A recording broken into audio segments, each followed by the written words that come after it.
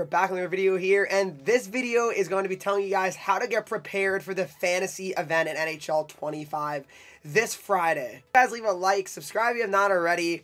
I'm going to tell you guys a lot of important information right now. Okay guys, so basically for fantasy, the last few years have been very similar. So this is NHL 23. NHL 24 was the same exact way as well. You needed to trade in 40 fantasy collectibles here for this one. I believe in NHL 24 it might have been like 36 or something like that. Very, very close in terms of how many collectibles you need to trade in, right? So these are for the MSPs, right, as well. Keep that in mind. For just like the regular like type player here, there was different sets here. So I think it was 30 for like a random event one, right? Or a choice pack of another fantasy card, not the MSP. Like you wouldn't really have a choice of all of them, you know what I mean? So that's something to keep in mind as well. But the cost is what's going to be really interesting, because the way NHL 25 is right now, guys, the economy and how it's working is very different than NHL 24 or 23 or 22. So that's something that needs to be very, very much so kept in mind, because we don't know really what cards are going to be required for this. So my big thing is, I'm not going to tell you guys, I'm going to go ahead and tell you guys what overalls to buy, because I don't want you dumping all your coins into certain cards and all of a sudden they're not eligible to be traded in for whatever reason for the fantasy cards or the collectibles. I'm not going to do that to you guys. So I'm going to tell you that I would hold on to a lot of cards, guys, for example. So, you know, it takes 82 plus cover athlete cards to make an 85 MSP, right?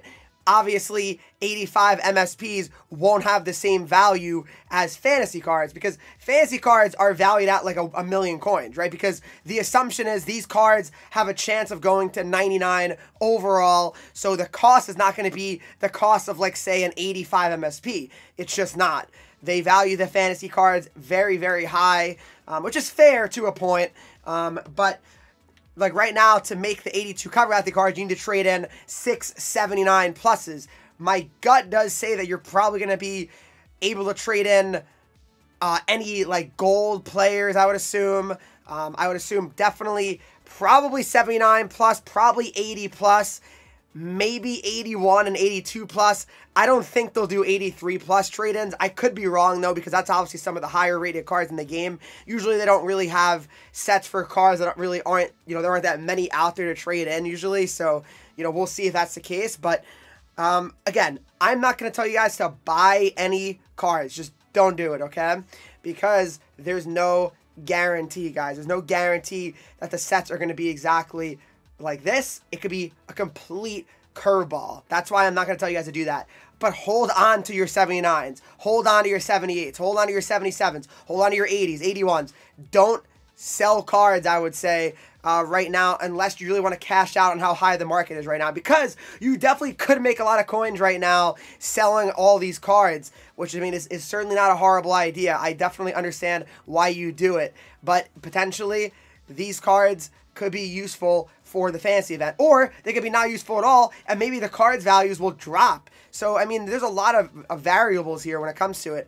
But obviously, untradables, I would definitely make sure you hold on to. Don't really make any sets right now with any untradeable cards. I feel like that would be kind of risky. Definitely hold on to your 82s, 81s, and 80s. Another very important thing that I would tell you guys right now as well is to start holding on to all the packs you get from the XP path as well. So, for example, any type of pack like NHL Player Booster Pack, 4 items with a guarantee of 3 NHL players. Save this for Friday. Don't open it now. I feel like there's no point of opening these right now. For example, 75 plus. Who knows? Maybe there'll be an 80 overall fantasy card. You never know. You'll get lucky. Then you have this one, mini player pack, 5 guaranteed 68s. That could be really good, because a fantasy card could easily be 70 overall, 69 overall, 78, same thing. There could be a 78 potentially.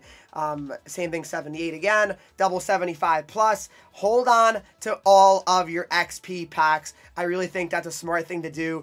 And I would even go as far to say the same thing for wild card. But I'm sure a lot of you guys finished wild card already, so maybe you already have open. But like, I would definitely hold on to the 77, hold on to the 76, hold on to the 76, just because why not? Random 70 plus, just why not? There's no reason to to open them right now, because what are you gonna pull? You know what I mean? What are you gonna pull? What 76 are you pulling untradeable that you're gonna care about? None. That's just reality. None. So for me right now, I actually have a good amount of packs saved right now. I wish I had a little bit more, but I do have quite a bit saved right now. I got 20 right now, working on getting more here, but random 77, 70 plus is 76, 75, 77, 78 mini pack, random 76 here. I got this competitive pack as well, the reward players pack, so another competitive elite pack. So we're hoping that we get really lucky on Friday. It's going to have to take something special to get lucky, I know, but hold on to all your packs from XP and all that right now. I feel like that's the smartest thing to do. Most importantly, guys, please, please hold on to your coins. Don't buy cards right now unless you really feel confident in certain cards that are going to be used for sets, but I wouldn't be. I really wouldn't be. The way it's going right now, I can imagine it's going to cost a ton to make a fantasy card. So the more coins you have, the better chance of being able to maybe buy the cards required to make the fantasy card, or to straight up buying a fantasy card that you like. Another thing to keep in mind, back in NHL 24, they gave us around, I believe, 24 fantasy collectibles, which is more than half the way to actually making a full-on MSP fantasy card. So you would assume, I guess, knock on wood, that they will give us the same amount of collectibles and give us a huge opportunity to make a fantasy card, because otherwise, unless you spend money, no one is making a fantasy card this year, straight up, just due to the fact that, I mean, there's no rival awards, there's no squad battle awards, and there has been no Hut Champs rewards yet either. So rewards are very scarce right now, so I would hope they give us objectives, and that's what I would really be banking on as well. That's what I'm banking on, I mean, because right now, I mean, I don't really want to spend money on the game, I mean, unless I really feel like I have to for the fantasy event for you guys to create content. That's the only way I'd consider spending money right now, but otherwise, I would really not. So definitely save your coins right now. I would really be weary of buying any certain overalls, because you just never know.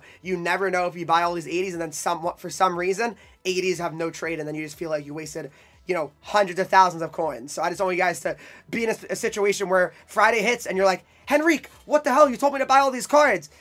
Don't do it. Don't do it. Save your coins. Save your cards in your collection. I think it's the smartest thing to potentially do. Back at NHL 23, you had to trade in 83 plus, and you only got one fantasy collectible. Again, 23 is very different compared to 25 in terms of the value of sets and cards. So that's something to very much so keep in mind. It's not exactly the same, but just to kind of give you guys an idea of how expensive fantasy is, it just really is. Like, it's always right up there with Team of the Year, I would say, guys, in terms of expensive. Maybe even more than Team of the Year. Sometimes it feels like it's more expensive. But definitely, it's a fun event. It's a gamble event, kind of. And for fantasy cards, you know, they kind of, in NHL 24, they gave one card for every team in the NHL. And how they work, if you guys don't know as well, basically a forward scores one goal, they will get a +1 every time. So for example, this Plachta guy is a center. Every time he scored a goal, regular season only is included as well. They get a +1 overall, so he'd go up to an 81. If you go to hat trick, he'd go to 83. For example, a defenseman, let's see if I can find a defenseman quick here. Provorov, you know, if he scored 2 goals, he'd go up to an 81. Goaltenders, goalie, what a card he is these days. NHL 25.